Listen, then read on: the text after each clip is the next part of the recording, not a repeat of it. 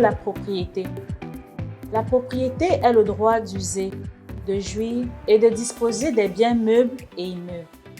Les biens immeubles font l'objet de nombreuses procédures judiciaires dans notre pays.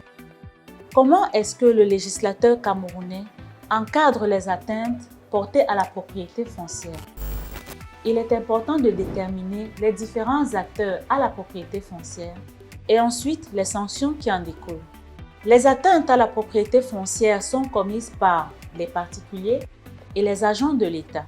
Concernant les particuliers, il s'agit de ceux qui se maintiennent ou exploitent un terrain sans l'autorisation préalable du propriétaire. Concernant les agents de l'État, tels que les notaires et les géomètres, ce sont ceux convaincus de complicité dans les transactions foncières de nature à favoriser l'occupation irrégulière de la propriété d'autrui. Quelles sont donc les conséquences consécutives à cette infraction?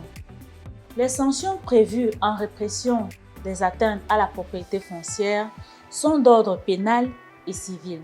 D'après l'article 2, alinéa A et B de la loi numéro 80/22 du 14 juillet 1980, les sanctions pénales sont le paiement des amendes allant de 50 000 à 200 000 francs et l'emprisonnement de 2 mois à 3 ans ou l'une de ces deux peines seulement, ainsi que le paiement des dépens à la juridiction ayant émise la décision.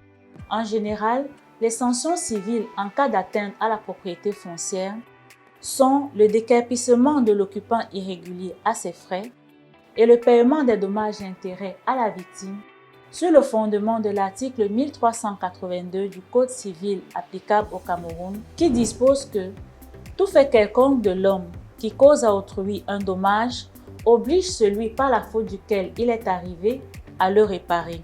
Alors, nous vous conseillons, lorsque vous êtes victime d'occupation irrégulière, de vous rapprocher préalablement de votre occupant irrégulier. En cas de résistance, faites constater l'occupation irrégulière par un huissier de justice et dénoncez l'infraction auprès des autorités judiciaires compétentes. Mais pour la sauvegarde de vos droits, n'hésitez pas à vous faire accompagner par des professionnels en la matière tels que des avocats. Merci de nous avoir suivis et de nous soutenir en vous abonnant à notre page et à très bientôt pour de nouvelles brèves de cas de